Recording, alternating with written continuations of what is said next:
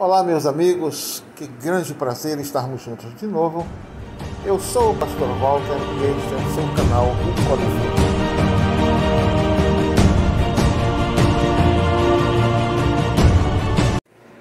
Sejam todos bem-vindos para mais um assunto interessante. Quem é o homem? Este é o tema da nossa conversa de hoje.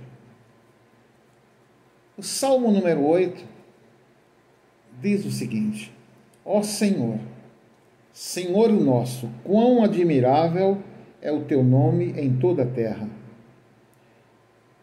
Da boca das crianças e dos que mamam, suscitaste força para fazer escalar ao inimigo, ao teu adversário. Quando vejo os teus céus, obra dos teus dedos, a lua e a estrela que preparastes, que é o homem mortal para que te lembres dele, e o filho do homem para que o visites? Pois pouco menor o fizeste do que os anjos, e de glória e de honra o coroaste. Fazes com que ele tenha domínio sobre as obras das tuas mãos. Tudo puseste debaixo dos seus pés. Todas as ovelhas e bois, assim como os animais do campo, as aves dos céus, os peixes do mar e tudo que passa pelas veredas dos mares. Ó Senhor, Senhor nosso, quão admirável é o teu nome sobre toda a terra. Este salmo lindo, precioso, começa exaltando a glória e a majestade de Deus. E no meio deste louvor, desta adoração ao Senhor, o salmista pergunta: quem é o homem mortal? Não é? Que é o homem mortal para que te lembres dele, e o filho do homem para que o visites? Parece a princípio uma pergunta assim, um pouco assim, desdenhosa, né? Como se o salmista estivesse dizendo: quem é você para que Deus te faça um favor? Em seguida, o salmista dá a entender que ele não está desdenhando, ele só está querendo saber quem é este ser. Porque o homem, o ser humano, é a única criatura de Deus, a única criação de Deus, que ele tomou a si mesmo como modelo quando ele disse: façamos o homem a nossa imagem e semelhança, e domine ele sobre as aves dos céus, os peixes do mar e os répteis da terra, as feras da terra. Ele é o único ser que foi criado à imagem de Deus. E o ser humano, por incrível que pareça, ele está incluso. Quando eu digo ser humano, eu falo do ser humano redimido, ou ser humano original, Adão antes do pecado. Ele está incluso numa cadeia de divindade, da qual nenhum anjo participou. O anjo mais perfeito, mais poderoso dos céus, não foi criado à imagem de Deus.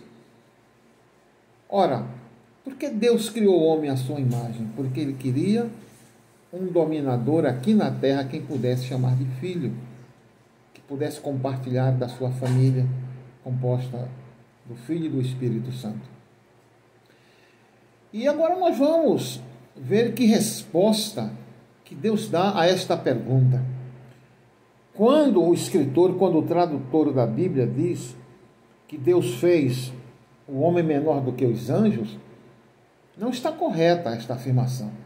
E eu falo isso com muita segurança, sabe? Não está correta, porque a palavra que o escritor usou é Elohim, uma palavra que define a pessoa do nosso Deus. Claro, uma pessoa que conhece as escrituras, um pouquinho do idioma, diz: não, essa palavra Elohim pode ser aplicada aos anjos ou ao magistrado, uma autoridade nos tempos bíblicos. E isso é verdade. Mas as escrituras, em muitas ocasiões, ela é interpretada com base no contexto. Porque se você for interpretar com base apenas no texto, dá uma certa confusão. Porque quando eu digo que o homem foi feito um pouco menor do que Deus, outro diz: não é Deus, não é anjo. Então, é o contexto quem vai dizer Quem está com a razão? A qual dos anjos Deus disse jamais: Tu és meu filho, hoje eu te gerei? Hebreus capítulo 1, versículo 5. E mais uma vez alguém pode dizer: não, mas esta palavra foi direcionada a Jesus Cristo. É claro. Agora, eu sei, minha Bíblia me diz que Jesus Cristo é o primeiro de uma linhagem, de uma nova raça, uma raça de deuses, uma raça de seres feitos à imagem de Deus. E Jesus Cristo, é bom que nós entendamos isto, ele veio a este mundo e venceu a Satanás, o pecado e a morte, não porque ele era Deus. Porque se ele fizesse isso como Deus, ele não precisava ter se humilhado, perseguido e morto como um bandido na cruz. Ele fez isso como homem. João capítulo 5, versos 27 diz, ele diz: eu faço todas estas coisas porque sou filho do homem, né? E eu faço coisas que vi meu pai fazer. Então ele é filho de Deus totalmente, é filho do homem totalmente. E Jesus sempre chamou a si mesmo de filho do homem. Na verdade, Jesus Cristo só se tornou legalmente filho de Deus no dia em que ele foi ressurreto dos mortos. Salmo de número 2. Recitarei o decreto: Tu és meu filho, eu hoje te gerei. Então, naquele dia, ele deixou de ser filho do homem, morto e crucificado na cruz, para se tornar o Filho de Deus glorioso, o conquistador do trono. Agora, onde é que nós entramos aí, pastor? O senhor está dizendo que o homem pertence a uma linhagem divina? Sim. Não somos deuses, a semelhança, assim, do poder e da majestade do nosso Pai, porque Ele é onisciente, onipresente, onipotente, é todo-poderoso e criador. Mas somos seus filhos. E até onde eu sei, o filho de um homem é homem também. Eu vejo gente aí chamando o cachorro de filho. O filhinho vinha falar com a mamãe e com o papai. Isso é ridículo. Um animal nunca poderá ser filho do homem. Então, um ser qualquer não pode ser filho de Deus. Apenas alguém que tem em si a natureza de Deus. Nós fomos feitos à imagem do Senhor. Somos feitos à sua imagem. Então, Jesus Cristo venceu a Satanás não como Deus, mas como homem. Porque quando Satanás foi ao deserto, aproveitou a situação em que ele estava debilitado pela fome e tentou induzi-lo a comer pão, ele deu uma sarrafada no maligno e disse: olha, Satanás, nem só de pão vive o homem. Jesus citou Deuteronômio capítulo 8, nem só de pão vive o homem, mas de toda a palavra que sai da boca de Deus. Mas o diabo era insistente, ele é teimoso, então tentou uma outra situação, oferecendo a Jesus Cristo os reinos do mundo para que Jesus o adorasse, e Jesus Cristo deu-lhe outra sarrafada. Então foi como homem que ele, usando dos recursos das Escrituras Sagradas, enxotou a Satanás. Ele subiu na cruz e morreu como homem. Agora há uma diferença entre Jesus e eu e você. Jesus, ele foi provado em tudo, não caiu em nada, ele superou toda a provação. Ele foi tentado em tudo, mas não pecou. Em nenhum momento se achou iniquidade na sua boca. Ele é o Cordeiro inocente e imaculado, apto para representar a humanidade na cruz e morrer em lugar de todos.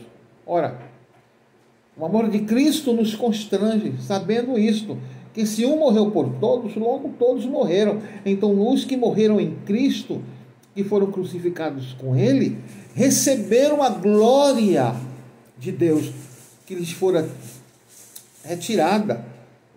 Paulo diz em Romanos capítulo 3, versículo 23, que porque todos pecaram, destituídos estão da glória de Deus. O que é ser destituído? É ser retirado de uma posição.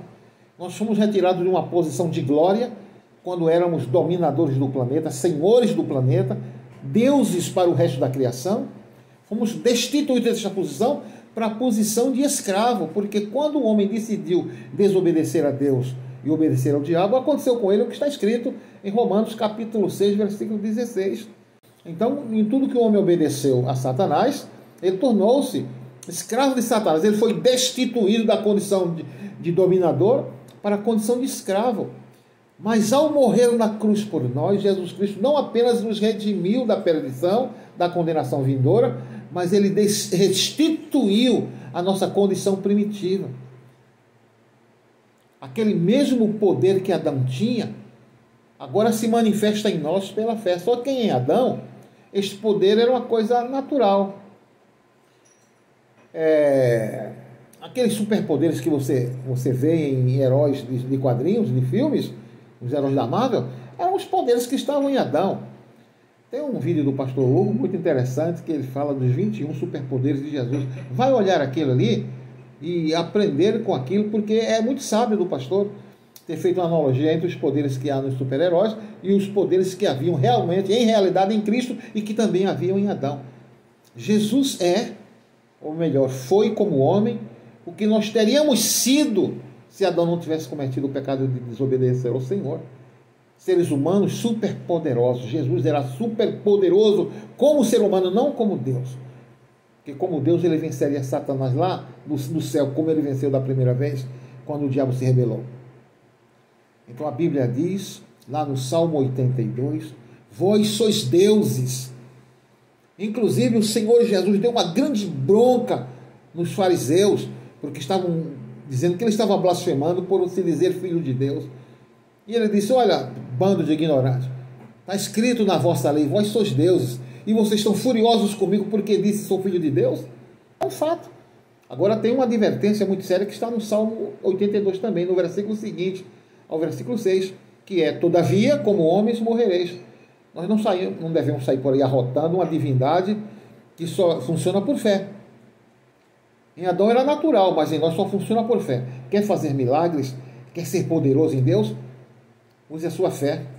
Assista o vídeo, a palavra da fé que pregamos, e você vai ver que você vai ser totalmente semelhança de Deus quando você usar a fé e o decreto, usar a autoridade que Deus te deu.